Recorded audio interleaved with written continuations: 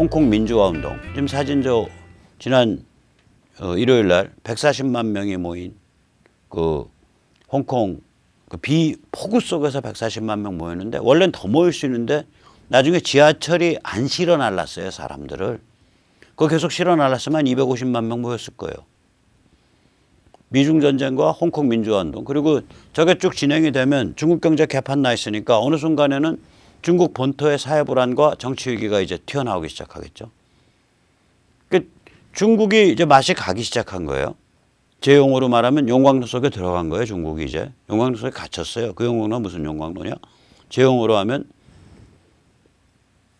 중국 공산당과 인민해방군의 권력이 해체될래?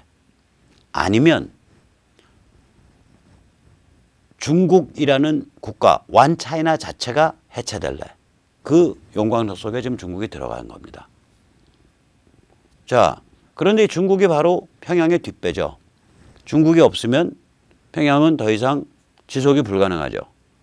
지금 전 세계에서 북한 노동자들 전부 다 신고하고서 비자 발급 안 해주고 계속해서 물리치는데 그거를 정면으로 어기고 계속해서 그걸 무슨 뭐 연구비자, 교육비자로 바꿔줘가지고 일하도록 만들고 있는 나라가 어디냐? 중국입니다.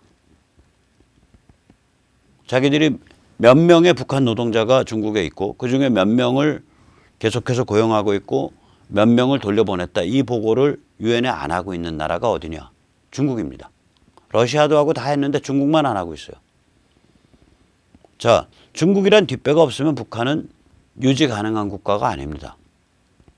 그럼 지금 중국이 무력화돼 간다는 얘기는 평양의 뒷배가 증발해 간다는 소리잖아요. 거기다가 미국의 군사 포위는 나날이 더 무서워져 가고 있고 거기다가 미국의 경제 봉쇄는 나날이 더 숨막혀 가는 그런 상태입니다.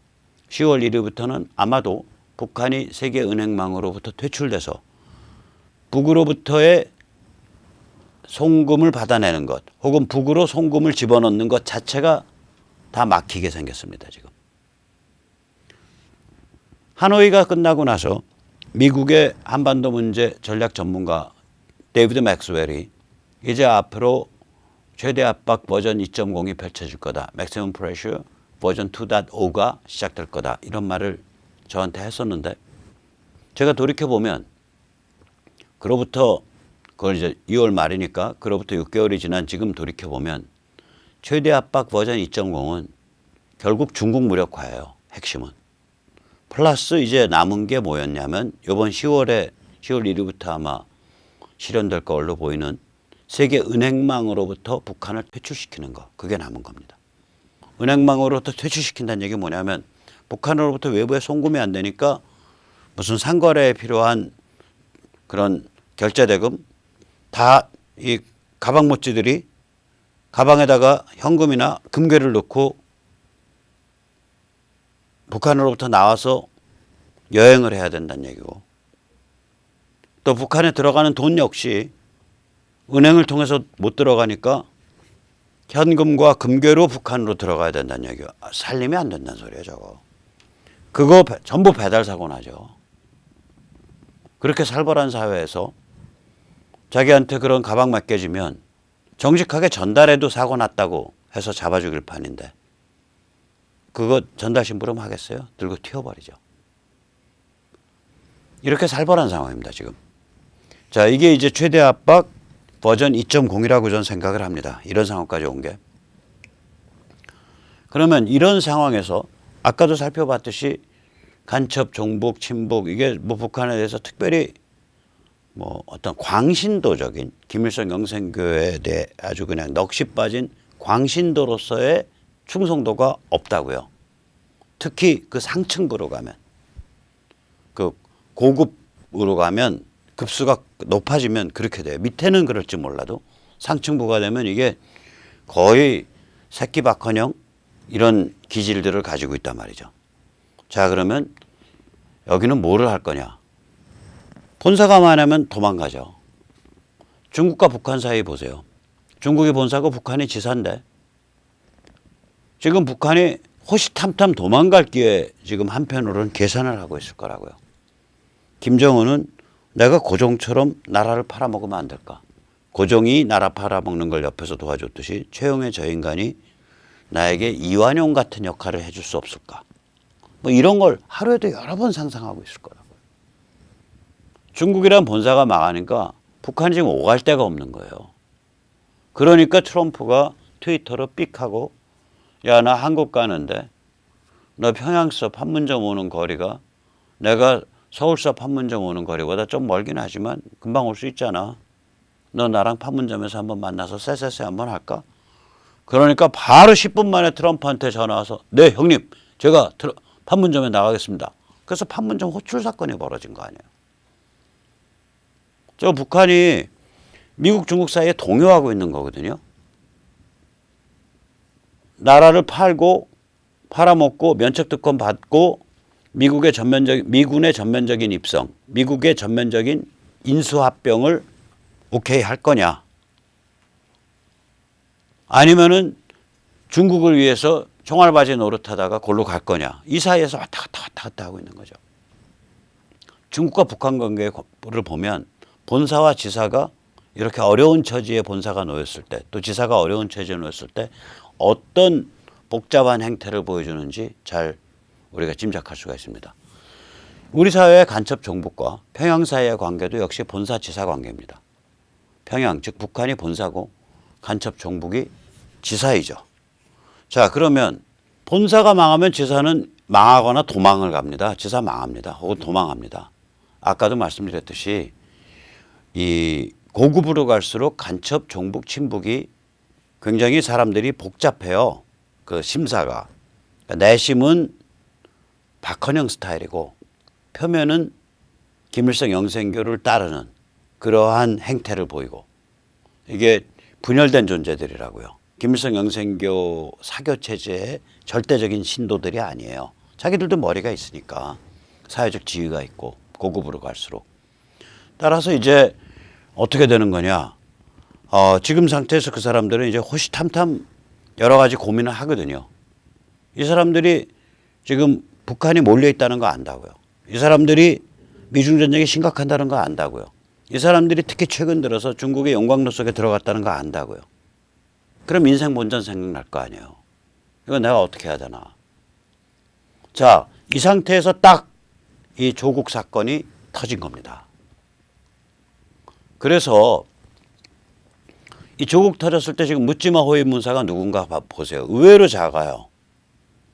민주당에서 이인영이가 제일 열심히 묻지마 호위 문사를 하고 있고 그 누구죠? 송영길이는 혓바닥을 둘로 갈라서 한쪽으로는 조국 저거 하는 척 하면서 다른 한쪽으로는 저기 어디야 자유한국당이나 야당에 대해서는 마녀 사냥하지 말라고 얘기하고 헤매고 있는 거고 조국을 완전히 딱 스크럼 짜고 방어하는 거는 민주당의 이인영이 뭐 정의당 이런 사람들이에요.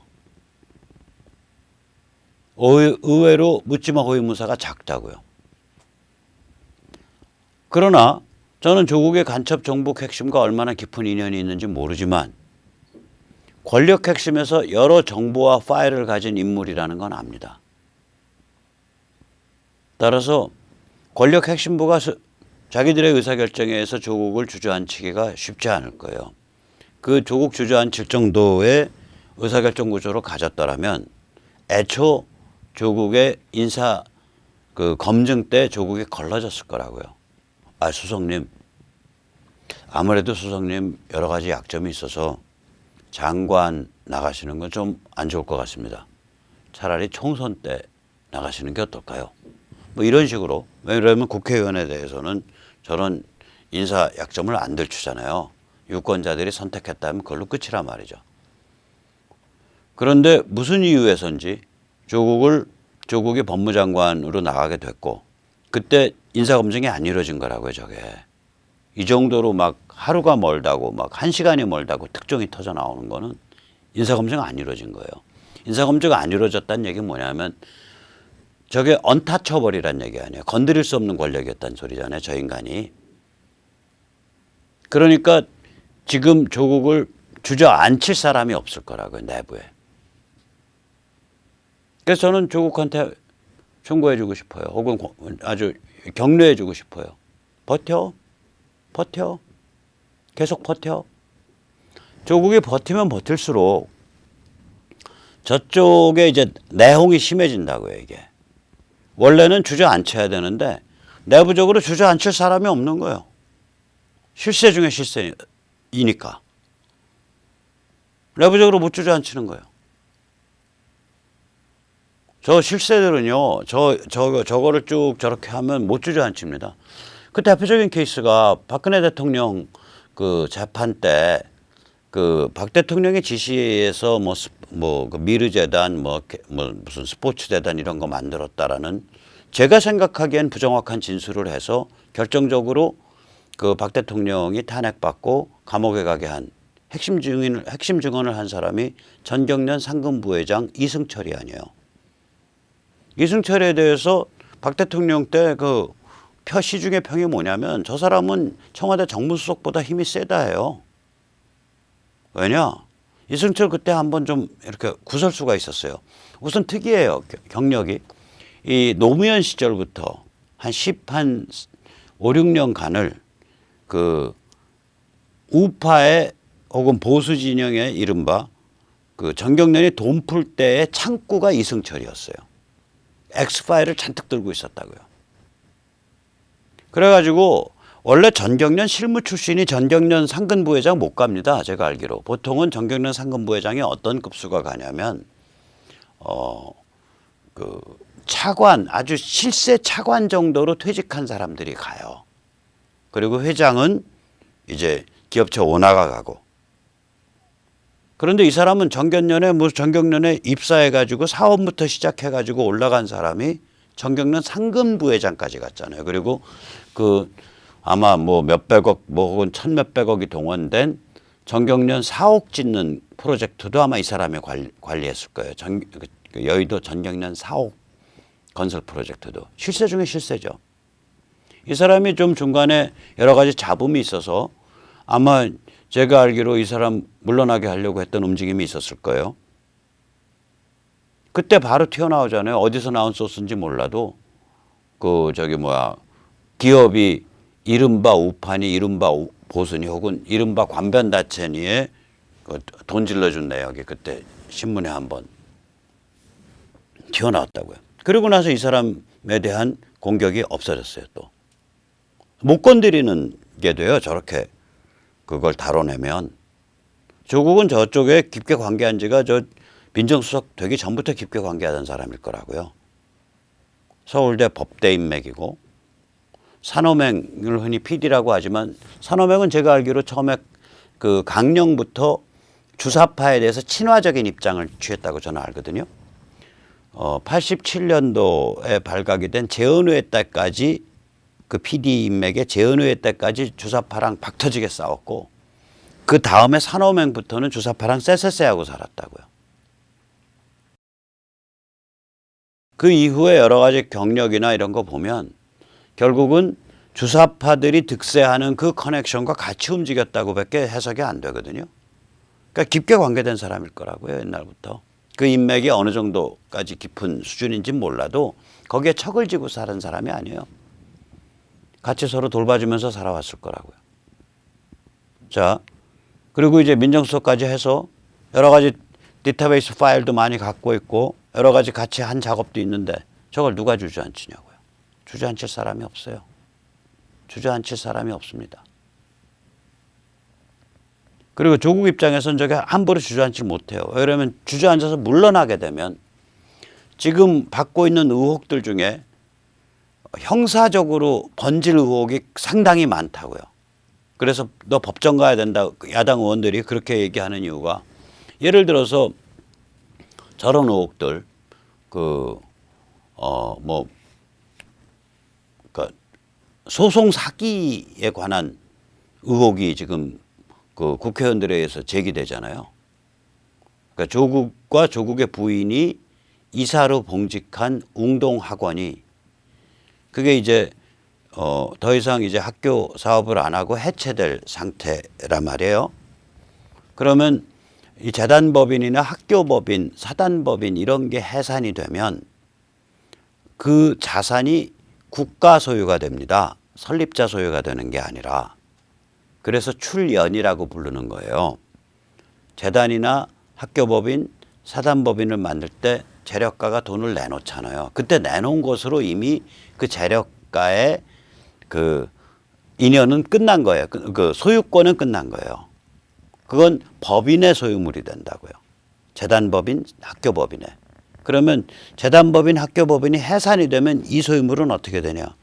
주식회사 같으면은 그 회사 청산을 하면은 혹시 돈이 나오면 그건 주주한테 돌아가지만 재단법인, 학교법인은 원래 공익적 법인이기 때문에 해산이 되면 그 재산은 국가 소유가 된다고요. 근데 그 해산을 앞둔 웅동학원 법인이 갑자기 조국과 관계 있는 사람의 그 건설회사와 채무채권 관계가 성립을 하고 그 채무채권 관계에 의해서 몇십억을 돈을 주게 그렇게 만들어지고 그럼 학교가 해산돼서 거기서 부동산 팔고 이래서 한 100억 생기면 그 돈이 그렇게 흘러가게 되는 거예요. 그러면 그 애초 채무채권 관계가 왜 성립했냐. 그거 혹시 가라 아니냐. 이렇게 지금 국회의원들이 얘기를 하고 있거든요. 이게 만약에 가짜였음이 밝혀지면 이거는 굉장히 큰 형사사건이 되거든요. 이게 배임에, 왜 배임이냐면 당시 학교법인의 이사니까 배임이 돼요. 액수가 크니까 이게 특정범죄 가중처벌법이에요. 특가법이에요. 보통 이런 배임 특가법 걸리면은 형이 굉장히 무거워집니다. 액수가 크면. 굉장히 무거워집니다. 요새. 그러니까 이런 여러 가지 뭐 지금은 저는 뭐 단언은 못 하겠어요. 저는 오늘 얘기는 제가 이렇다라고 주장하는 게 아니라 국회의원들이 제기하는 의혹 중에 그런 의혹이 있다라고 말하는 겁니다. 근데 이런 의혹들에 대해서 시달리거나 혹은 법률적으로 실제로 법정에 서거나 혹은 처벌받거나 이렇게 뒤로 쭉쭉쭉 밀려나가기 때문에 아니 그 딸 한 번도 필기시험 안 치고 의정까지 간 딸 문제도 그런 거 아니에요. 그 딸의 그런 우연의 연속에 비하면 정유라는 천사표지. 정유라는 뭐 했나? 이대 들어간데 아무 문제가 없어요. 아시아 금메달이니까. 그다음에 그런 아시아에서의 수준급 선수기 때문에 관행상 학점 받는데도 가라 학점 받는 거 문제가 없어요. 김연아가 막 고대 나왔나? 김연아도 가라 학점 받은 거 아닌가? 고대 나왔다면. 그건 관행이란 말이에요. 급이 되는 선수들에 대해서는 학교가 출석이나 과제물, 시험 이런 체크를 너그럽게 해서 학점을 채워준다. 이건 관행이었단 말이죠. 중고등학교 때 그러한 스포츠 특기생에 대해서 학교가 출석을 잘 관리 안 했다. 그것도 관행이었단 말이에요. 그 관행을 가지고 이대에서 줄줄이 교수들이 옷 벗고 감옥 가고 그랬잖아요. 그 관행을 가지고. 그런데 이건 관행을 초월한 일이거든. 어떻게 고등학교 2학년 애가 학술 논문에 공동 저자가 되나? 그래서 오늘 신문 보도에 의하니까 그걸 지도했던 교수는 영장문을 하는데 영역을 하는데 영역이죠 정확히 말하면 장문이 아니라 그 사람 말도 똑바로 못해. 영어로 옮기는 데에 지대한 공헌이 있었다. 참 그 교수 진짜 감옥 보내야 될 교수예요. 논문을 영역한 거는 논문의 연구와 전혀 상관이 없습니다. 번역자가 그러면 논문의 제일 저자가 된다는 소리인데 그게 말이라고 하는 소리냐고. 번역자가 논문의 제일 저자가 된다는 게 말이라고 하는 소리냐고. 그러면 지금 조국은 뭐 아무 관계한 적 없다 그러는데 만약에 그 당시에 그 같이 연구했던 쪽에서 이야기 터져 나오면 만약에 그럼 이거는 굉장히 심각한 형사적 도덕적 그런 죄악 내지 범죄가 되죠. 거의 이런 것들이 줄줄이 걸려 있기 때문에 조국 입장에서 물러날 수가 없을 거라고요. 물러나면은 그냥 내가 법무장관을 사퇴하는 게 문제가 아니라 그다음에 쭉 물릴 거라고요. 조국은 버틸 거란 말이죠. 그럼 조국이 버틴다고 나섰을 때 그걸 주저앉힐 사람이 과연 문재인 정부에 있냐, 문재인 진영에 있냐. 저는 갸우뚱하는 거예요. 서로 깊게 너무 얽혀 있어서 주저앉힐 사람이 없을 거다. 그럼 우리한테는 다행이다. 계속 버텨라. 당신이 하루 더 버티면 하루 더 국민들이 문재인 586 집단이 얼마나 가증스럽도록 위선적인 집단인가를 더 실감할 거다. 그게 당신이 애국하는 길이다. 버텨라. 그게 조국의 애국하는 길이다. 저는 그렇게 생각을 합니다.